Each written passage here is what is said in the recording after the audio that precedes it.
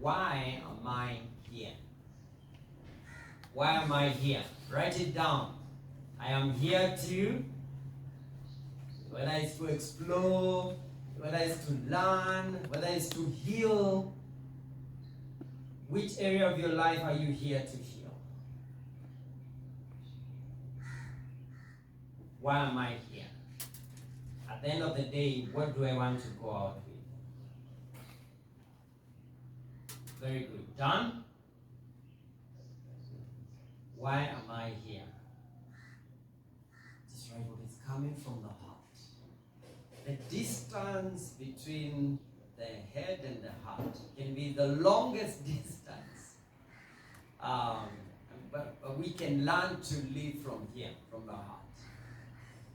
Good, done. And we can use it well. It can even heal some of these stories. Yes? Yes? Yes. It can. It can. Do your research. You find out the body itself has its own intelligence. It does. So I'll be talking about 3 mindsets before we go to changing the story.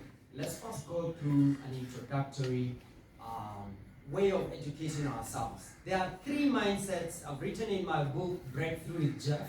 3 mindsets that define us and our life experience. Mindset number 1 is the mindset of a victim. The victim believes that life is happening to me.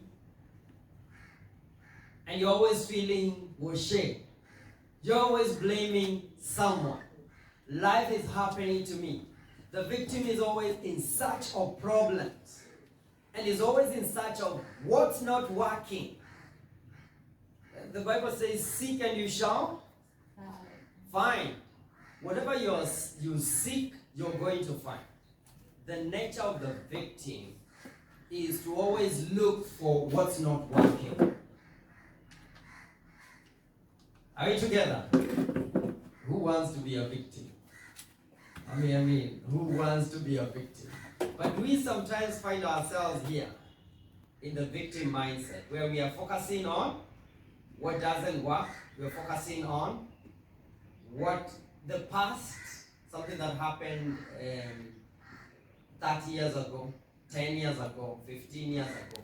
So this is disempowering to think the victim mindset, to think the victim way of thinking. Now the second mindset is the hustler mindset. I'm sure you've had the hustlers talk. And the hustler mindset is about pursuit, is about force, is about pushing your life forward to achieve your dreams. You're always pushing, you're always making things work the way you think things need to work. Now, the hustler mindset is driven by ego most of the time. It's about your ego. It's about you. The third mindset is the master mindset. The master is where you're driven by flow. It's a spiritual level where you're inspired to do whatever it is that you're doing, and you're living your life from a place of inspiration.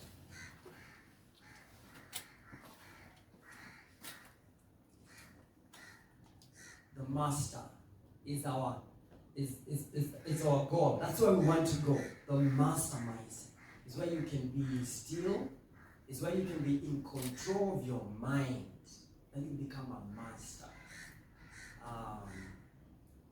I don't know, who would like to date a victim? Would you like to, and who would like to get married to a victim? Of course, no one. Who would like to date a hustler? Maybe some of us, you're like, yeah, he's a hustler. That would be what? Results. Because a hustler will push and that will be results. Who would like to date a master? Of course, who would like to get married to a master? All of us. Why? Master will give you that sense of peace. They're not in your world. They're not here to control you. They're not here to prove a point.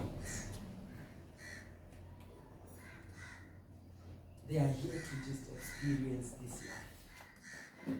Now, their mindsets of these three are defined by, when you study how the mind works, they are, when you think something, you think either as a victim, as a hustler, or as a master. Every moment. Including this moment right here. The thought, by the way, my friends, thoughts have vibrational waves. Unafikiria, if God can show you the thinking of vibrational waves coming from your mind right now, and sometimes they affect other people. You know, you can think something and it's affecting the person next to you. Thoughts have frequency. So some people say, oh, they can't see what I'm thinking. People can feel what we are thinking. The frequency is there. Karibu Pastor. Karibu. The frequency, you can feel the frequency of your thoughts. So thoughts are frequencies. I'll give you 3 frequencies that we experience every time we think, either as a victim, as a hustler, or as a master. The first one is, and you can Google this, you can go and do your own study. It's called beta. B-E-T-A. Beta waves are when you're always overthinker, analytical, overcautious, perfectionist. It's beta waves. You're always in that place of tension, frustration, and fear. And that one is assigned to the, who do you think of the 3 mindset? The hustler, the master, and what was the first one? The victim. Which one do you think uses theta?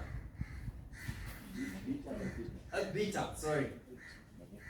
The victim, of course. The victim will always feel this tension. Even when you're going to prayer and you're praying to God, you're coming from a place of tension. You're coming from a place of tension, not a place of flow. Now, the second brain wave is what we call alpha. Alpha brain wave. And there are people who are in that brain wave. You are alpha. I'm sure you've heard of alpha generation, which is up and coming. There's a brain wave called alpha. And this one is where there is mission, there's a goal, you're moving forward. You wake up in the morning, there's a goal, you're aiming at it. Your brain will send those waves around you. And that will become your emotional home. You're always a driven person. Now, very soon, people will call you driven. You're a driven person. You're alpha, in an alpha state of mind. Now the third one, and this is what I encourage you throughout this session as we start to change our story to have, is theta. And theta state of mind, or theta, it depends with the mwalimu wako. Is either theta or theta, is a state of flow. This is where life is happening through you. Like I said, it's a spiritual level where you're not struggling. And challenges don't bother you that much. Because at this level, even challenges, you end up getting inspiration from challenges.